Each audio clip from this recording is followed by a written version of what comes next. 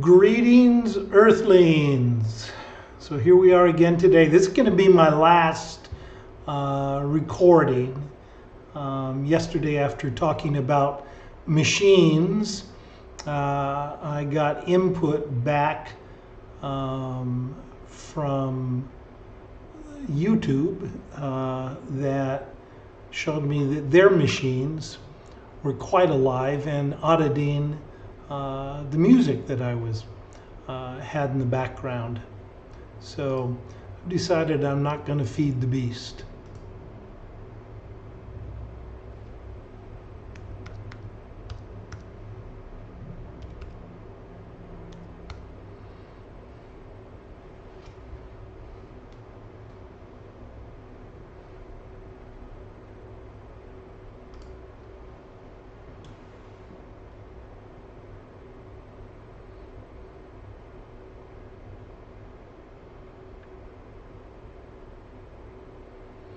It's another day of angst or nervousness in the market.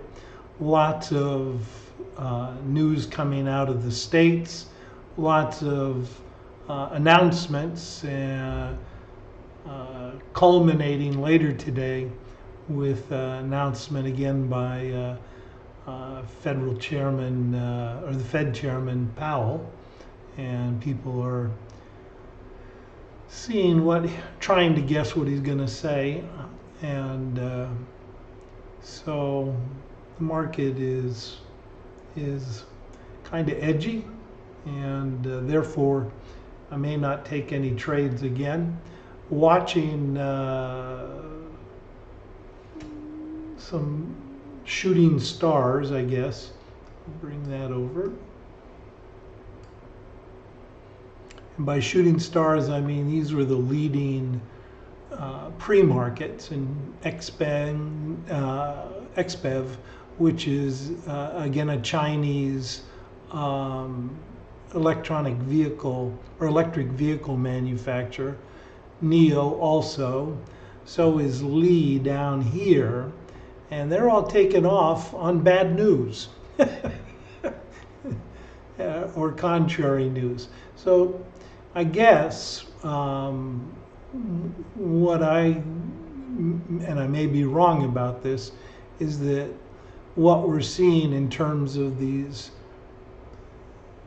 leading movements early on are a result of the bad news, and that shareholders are selling off their shares, and that's causing again a short squeeze. In other words, these will probably reverse and dump. I could be wrong, but we will find out. So it's hard to jump on the horse when it's a bucking bronco. Sorry for the metaphor. I'm not very poetic.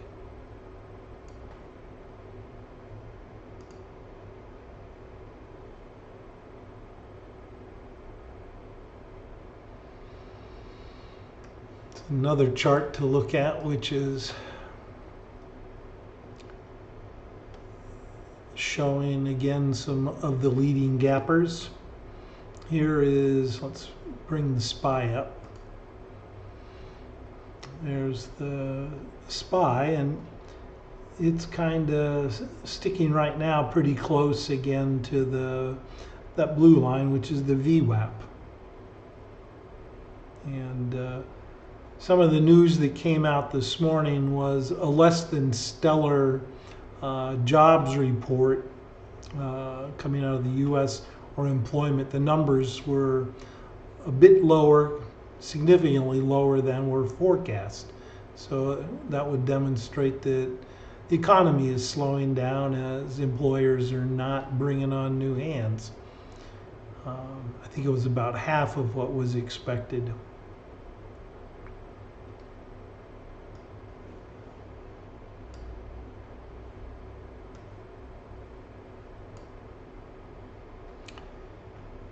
So when employment slows down, paychecks disappear, and with Christmas season coming up, and again last week retailers in the pretty much I guess in all the Western Europe and the U.S. Showed numbers that were also less than stellar on Black Friday. So it was kind of a desert of business activity, which doesn't bode well again also. People are holding on to what cash they have. Credit card balances are increasing, and that would also show that people are finding cash on hand to be kind of tough.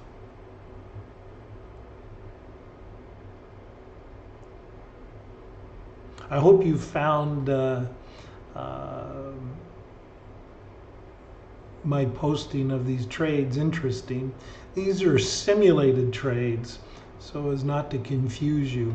And the price action, what you see on the screen, is live, real-time price action. So if this was not a simulator and this was real cash, this is what you would see. Importantly, the decision making, the buying and the selling, punching the buttons, it's like a video game, at the appropriate time in and out of a trade, that's also real time. So excited for the fact that I'm not gonna have $3 million in my bank account or in my trading account after these last couple of months. I think what's the important takeaway is that it's doable in a down market to trade. I have only shorted once, and that was just a brief couple of minutes, like most of my trades. And so the trades that I've been taking are on stocks that are rising in a bearish, very bearish market. So every day I find stocks that are identifiable for making a move upwards or going long in a down market. And by scalp trading, taking very brief, big positions, I'm able to see some handsome returns. So that is of value, I think, and I hope that's been a valuable to witness, been of value to you to witness. The angst that I have is that yesterday the music that was playing in the background in my room was all audited. It was captured, and on YouTube it cataloged the music, the title, the time that the music was played, which understandably is copyrighted, but I guess I'm, as I mentioned yesterday, I'm hugely aware of machines. And the machines have just a little bit too much intrusion into our privacy these days. And I don't want to feed the beast. I don't want to build out my metadata file with Google, and so this will be the last recording I post. If you're interested in staying in touch or have any questions with me, I'll give you my, or I'll try and post my email address on today's YouTube, so that if you have any questions, or I guess I've been doing this now for the better part of the last 3 years, every single day, and since 2019, and began to stick my toe in it and research it all in 2016. So If there's anything I can help you with to not make the mistakes that I've made, I'd be glad to be in touch with you. No music today, have you noticed?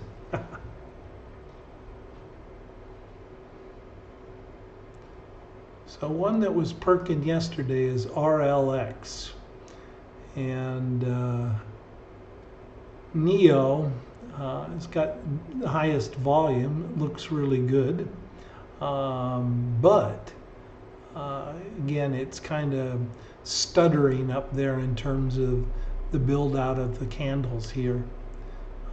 Just telling me that there's not a lot of continued conviction there.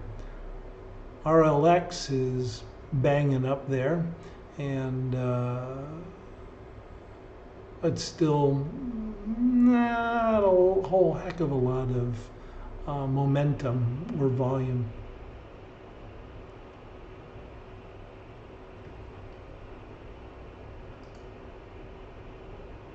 As you've been able to see during my trades, that in the blink of an eye, the stock can go backwards, crash, and you don't want to be losing money that quickly.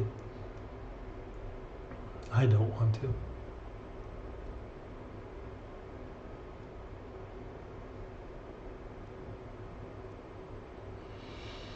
Let's see if RLX, well, today's trading on RLX, it was strong yesterday. It's what I lost the 17K on, and I jumped into it late in the morning, which was foolish on my part, but c'est la vie. But so today it's again perking. The volume has doubled again just the last couple of seconds, or last minute, and it continues to ramp. So we'd call this a continuum from yesterday's business or activity.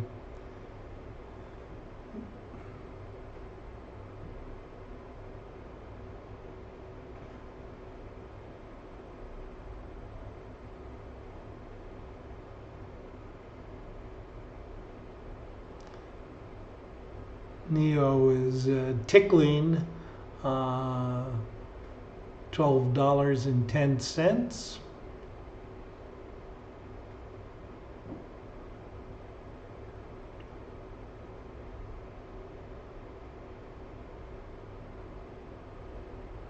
Let's see if that balloon has got any hot air left in it.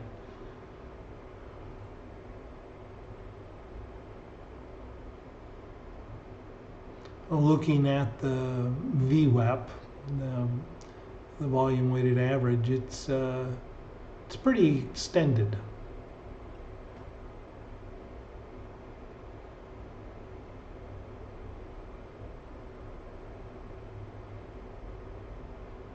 There's an indicator for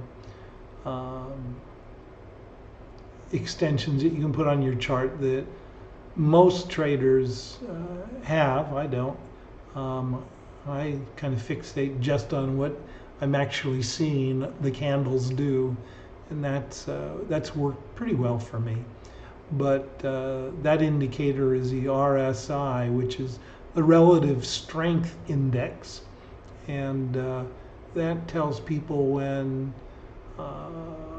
a stock's momentum is slowing down. I can see it visibly, as I think you can also, but it tells you what the strength is, and either it validates whether you should jump in or not.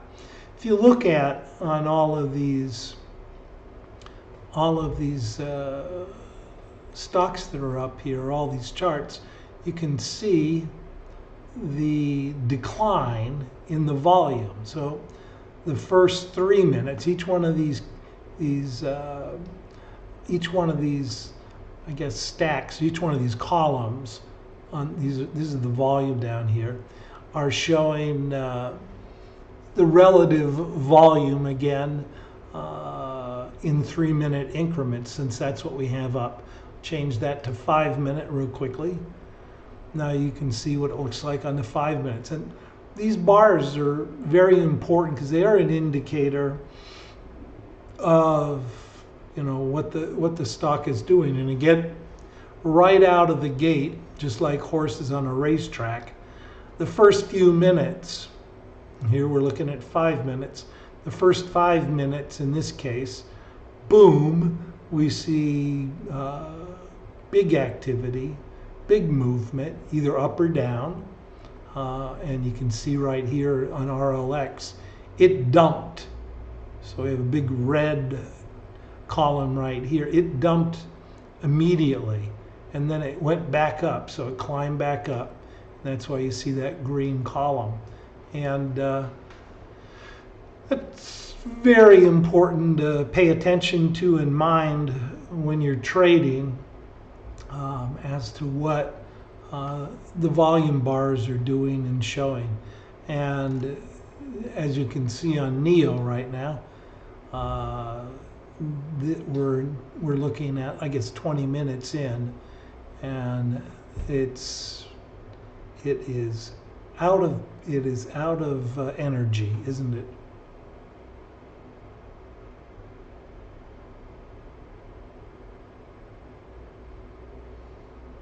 So with that said, I'm going to spare you any more of my long-winded explanations on things, and I will post